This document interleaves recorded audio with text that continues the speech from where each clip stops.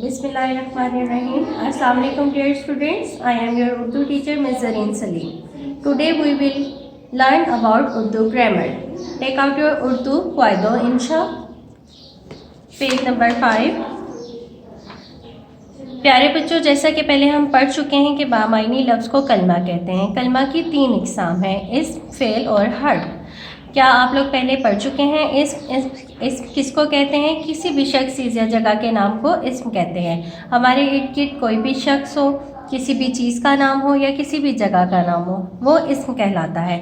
जैसा कि बिलाल ने नमाज़ पढ़ी, इसमें इस्म बिलाल है। कलम बहुत अच्छा है। कलम कोई चीज़ है, किसी चीज़ के नाम को भी हम इस्म कहेंगे। इस्लामाबाद खूबसूरत शहर है, इसमें इस्लामाबाद इस्म है। बाग में फूल खिले हैं, इसमें बाग इस्म है।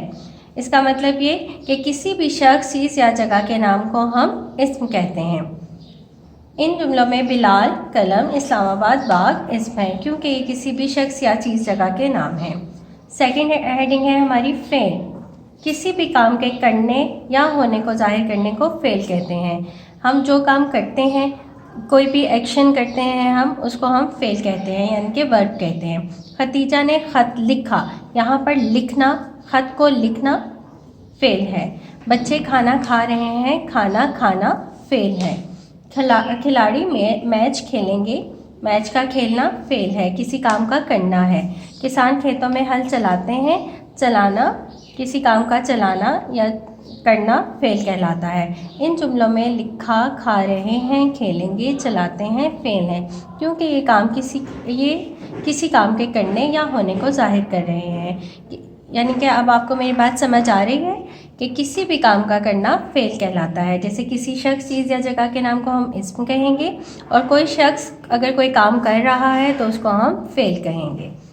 थर्ड हमारे हर्फ पर। वो कलमा जो ना तो किसी शख्स, चीज़ या जगह का नाम हो और ना ही इससे किसी काम का करना या होना जाहिर होता हो, इसे हर्फ कहते हैं। जैसे का, के, की, में, से, पर वगैरह। अब मुंदरजा से सवालात के जवाब दें। आप लोग ये देखें, कलमा की कितनी इक़साम है और कौन कौन सी हैं, हम ऊपर पढ़ चुके हैं।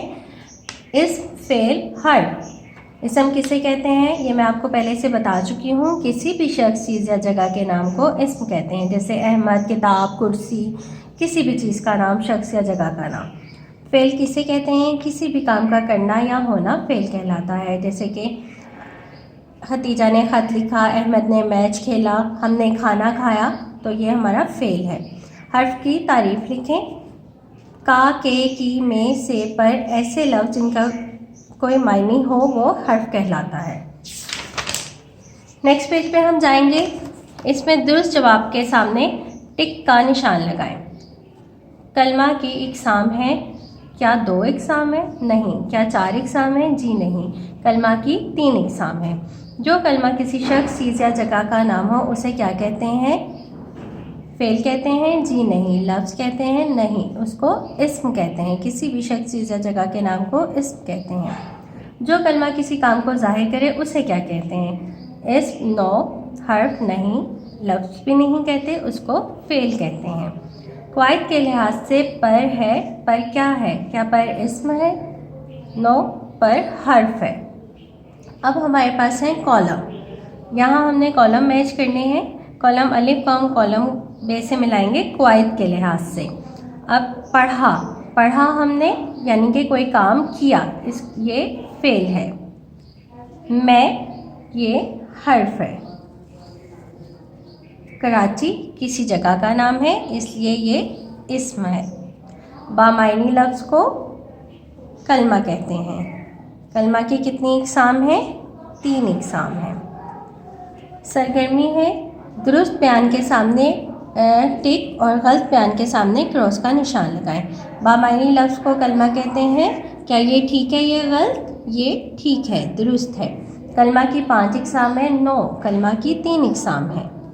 किसी शख्स या चीज़ जगह के नाम को इस्म कहते हैं, ये दुरुस्त है। हर्फ भी जगह का नाम हो सकता है? जी नहीं, ये गलत है। जो कलमा किसी काम को ज़ाहिर करे, उसे फ़ेल कहते हैं, दुरुस्त। आज हमारा ये सबक ख़त्म हुआ।